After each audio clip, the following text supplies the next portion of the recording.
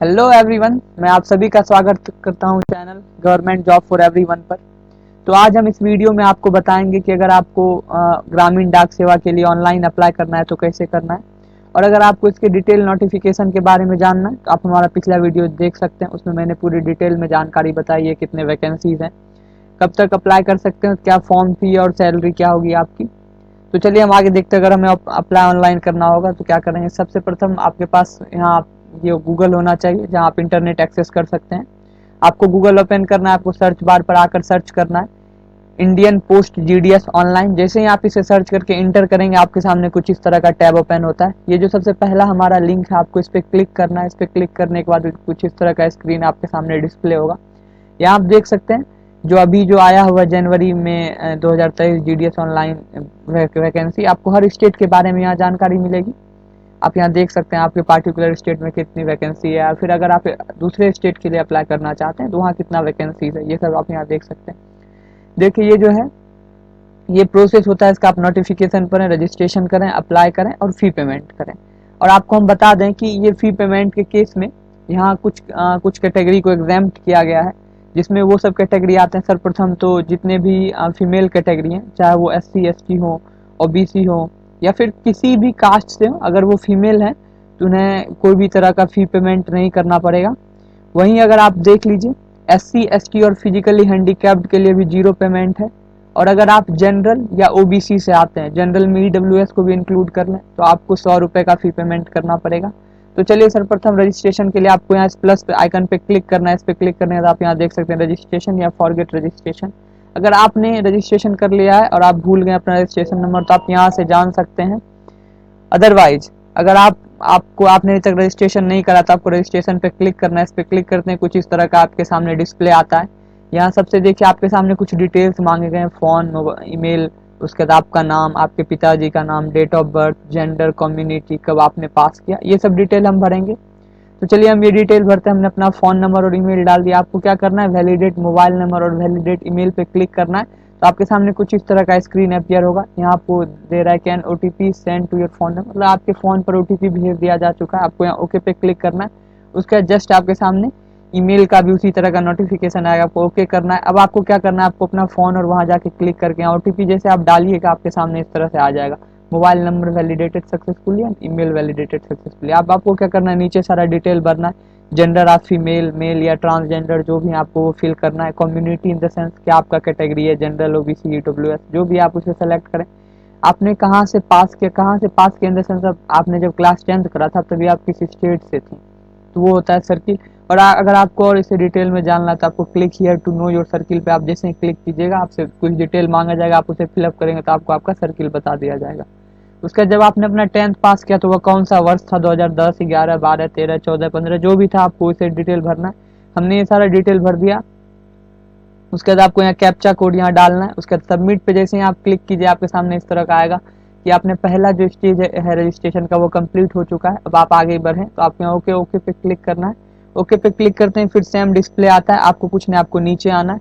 यहाँ देखिए आपके सामने आपका आधार नंबर मांगा गया है। अगर आप डिसेबल हैं तो आपको यहाँ फिल करना है, आपने किस लैंग्वेज में पढ़ा है। अगर अभी आप क्या जॉब पे हैं, अगर जॉब पे हैं तो आपको आपके पास NOC मतलब नो ऑब्जेक्शन सर्टिफिकेट है या नहीं। आपको यहाँ फोटो अपलोड करना है जिसका मैक्सिमम साइज 50 KB हो सकता है, और डायमेंशन जो होना चाहिए पिक्सल के सेंस में 200 से 230। और क्या कहते हैं, वही सिग्नेचर का साइज मैक्सिमम 20 KB होना चाहिए, और इसका डायमेंशन 140x60 होना चाहिए वो पिक्सल में। तो हम चलिए इसे सारे चीज़ को भरते हैं। और हाँ, अगर आपसे फोटो रिसाइज नहीं हो रहा है तो आप हमें कमेंट बॉक्स में बताएं, हम आपको उसका सही सोल्यूशन बताएंगे। इतना सारा चीज़ भरने के बाद आपको यहाँ सबमिट पे क्लिक करना है। देखिए जो लैंग्वेज है ये आपका कुछ भी हो सकता है, इंग्लिश, हिंदी, तेलुगु, मलयालम, मतलब जितने लैंग्वेज भारत में बोले जाते हैं हर स्टेट में वो सारे लैंग्वेज का आपके पास ऑप्शन हो, आप उसे यहाँ फिल कर सकते हैं। सेकेंडरी स्कूल में हो सकता है कहीं कहीं दूसरे लैंग्वेज पढ़े जाते हो तो आपको उसे फिल करना है। ऑल दो हम आपको बता दें आपका इंग्लिश जो है कंपलसरी होना चाहिए। आप जब मेरा डिटेल नोटिफिकेशन का वीडियो देखिएगा जो मैंने अपलोड कर दिया है तो आपको उसमें पता चलेगा कि आपका इंग्लिश और मैथ जो है क्लास 10th में होना आवश्यक है, अदरवाइज आप ये फॉर्म फिलअप नहीं कर सकते। जैसे हम सबमिट पे क्लिक करेंगे, इस पे क्लिक करने से आपके सामने आपका रजिस्ट्रेशन डिटेल पूरा आ जाएगा। जो भी आपका नाम है, आपके पिताजी का नाम, mobile number, Aadhaar number, email, date of birth, सारा चीज़ आ जाता है। आपको नीचे आता है देखना है। यहाँ देखिए आपके सामने ये जो है, इस पर आपको क्लिक करना है कि आपने जो भी डिटेल भरा है वो सही है। अगर किसी टाइम ये गलत डिटेल होता है तो आपका कैंडिडेचर रद्द कर दिया जाएगा। आपको यहाँ यस करना है और सबमिट करना है। देखिए ये यहाँ यही एक मेन चीज़ है, आप यहाँ से कुछ चीज़ बदलाव भी कर सकते हैं, लेकिन अगर आपने यहाँ से एक बार ओके कर दिया तो जब तक फॉर्म भरा रहा है तब तक आप कुछ भी बदल नहीं। सपोज करें आपने अपना जेंडर गलत चुन लिया, मेल की जगह पे फीमेल, फीमेल की जगह पे मेल, तो आप एक तरह समझो आपका फॉर्म रिजेक्ट ही हो गया और फिर से आप रजिस्ट्रेशन भी नहीं कर सकते। तो यहाँ आपको सबमिट पे क्लिक करना है। उस पर क्लिक करने के बाद जैसे सबमिट पे आप क्लिक कीजिए, आपके सामने कुछ इस तरह का स्क्रीन आता है, dear candidate your registration has been completed successfully, your registration number. आपका जो रजिस्ट्रेशन सक्सेसफुली कंप्लीट हो चुका है, आपको यहाँ रजिस्ट्रेशन नंबर दे दिया जाएगा। आप इसे कहीं सही जगह पर लिख कर रख लें फ्यूचर प्रेफरेंस के लिए, मतलब भविष्य में आपको कहीं जरूरत पड़ सकती है।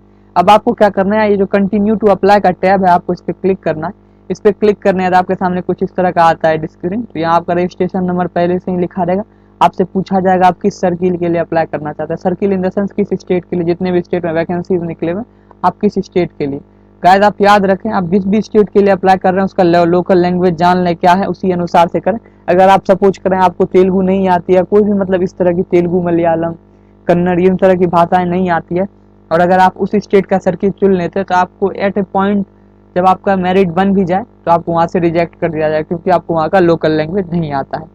अब हम आगे बढ़ेंगे। जैसे ही आप वहाँ ओके क्लिक कीजिएगा, आपके सामने ऐसा कुछ आएगा, ओटीपी आपके रजिस्ट्रेशन नंबर पे भेजा जाएगा। आपको यहाँ ओके पे क्लिक करना है। ओके पे क्लिक करने के बाद आपको आपके फ़ोन पर जो भी ओटीपी है आपको यहाँ डाल देना है, यहाँ कैप्चा कोड डालना है और नेक्स्ट पे क्लिक करना है। नेक्स्ट पे जैसे क्लिक कीजिएगा, इस तरह का आपके सामने एक पोर्टल आ रहा है जहाँ आपका नाम पहले से लिखा रहेगा, पिताजी का नाम, registration number, date of birth, ये सब डिटेल भरा रहेगा। अब आपसे यहाँ आपका एड्रेस भरने को कहा जा रहा है।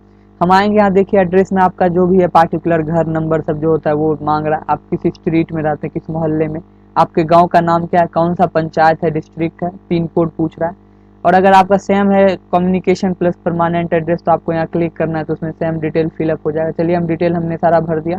अब देखिए नीचे आने के बाद आपको यहाँ क्लास 10th का जो डिटेल भरना पड़े, आपको सेलेक्ट करना पड़े। पहले ही आपने सेलेक्ट कर लिया किस सर्किल से, जैसे मैंने बिहार सर्किल से हूँ, मैंने इसे सर सेलेक्ट किया है।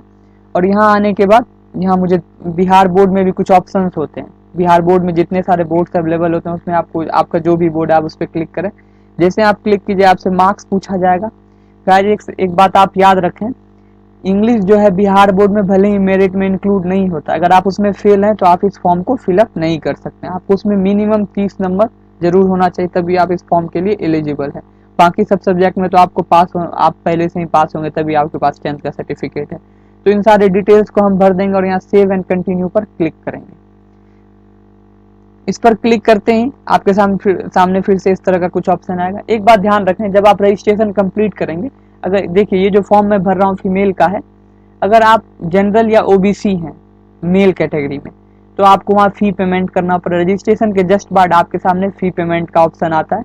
वहाँ आपको क्या करना है कि ये वहाँ आपको बस आप ऑप्शंस रहेंगे, नेट बैंकिंग का, credit card, debit card, UPI, इन तरह का ऑप्शंस रहता है। आपको वहाँ जाकर डिटेल फिल करना है अपने यूपीआई का, अपने क्रेडिट कार्ड का, डेबिट कार्ड का, नेट बैंकिंग का, जिस भी तरह से आप पेमेंट करना चाहते हैं डिटेल फिल करें, पेमेंट करें। आपको पेमेंट का स्लिप मिल जाएगा, आपसे प्रिंट कर लें और आगे फिर सेम प्रोसीजर यहाँ है। अब आपको क्या करना है, नीचे आकर अपना डिवीजन चुनना है। जैसे आप मैंने बिहार से हूँ तो मुझे यहाँ डिवीजन चुनने के लिए कोई भी मैं डिवीजन चुन सकता हूँ, जितने भी डिवीजन में पोस्ट खाली है। जैसे ही आप डिवीजन चुनिएगा उसके अनुसार से यहाँ वैकेंसीज आ जाएंगी। अब आपको क्या करना है, देखिए यहाँ 5 टैब है, मतलब 50 पोस्ट हैं, 50 वैकेंसी जो मुझे विजिबल हैं। अब मैं यहाँ प्रेफरेंस वाइज जो जो हमारे एरिया से नज़दीक होगा उसे मैं पहला ऑप्शन दूंगा। इसी तरह करके आपको पांचों को चूज कर चेक कर लेना और अपने प्रेफरेंस वाइज से उस पर 1 2 3 4 करके 50 तक आपको भरना। आप यहाँ देख सकते हैं हमने 50, यहाँ एक कहीं कहीं आपके साथ काउंटिंग में एरर होगा तो आप ये फॉर्म आगे नहीं भर सकते। जैसे यहाँ हमने एरर कर दिया 51, तो हमें चेक करना है और जहाँ कहीं भी हमने काउंटिंग में एरर किया उसे ठीक करके आगे प्रोसीड करेंगे। जैसे ही आप नीचे आइएगा यहाँ से कुछ डिक्लेरेशन लिया जा रहा है कि जो है आई हैव, देखिए ये जो ग्रामीण डाक सेवक है मेनली 12,000 की सैलरी में जीना आज के समय में संभव नहीं है। तो यहाँ ये कह रहा है कि आपको जो सरकार जो पे करेगी, आपके पास एक other source of the income होना चाहिए ताकि आप अच्छे से रह सकें। इसके लिए सरकार मतलब कोई भी तरह का अलाउंस पे नहीं करेगी।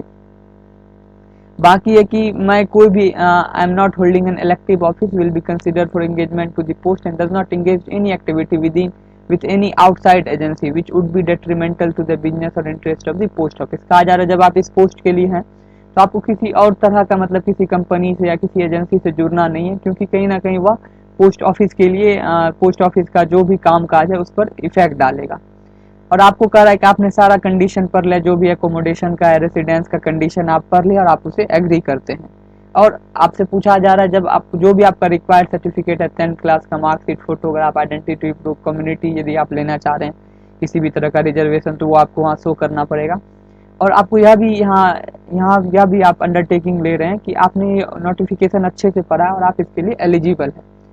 बाकी बोल रहा है कि यदि आप इनके हिसाब से कोई भी गलत तरह का इसमें डिटेल भरा जाता है तो इन फ्यूचर आपका कैंडिडेचर रद्द किया जाएगा और आपके खिलाफ कुछ तरह का एक्शन भी लिया जा सकता है। आप यहाँ से आपको ब्लू टिक पे क्लिक कर देना है और आपको यहाँ सेव एंड प्रोसीड पे जैसे आप क्लिक कीजिएगा आपके सामने कुछ इस तरह का टैब आता है, एप्लीकेशन सबमिटेड सक्सेसफुली। आपको कुछ नहीं, बस यहाँ ओके पे क्लिक करना है।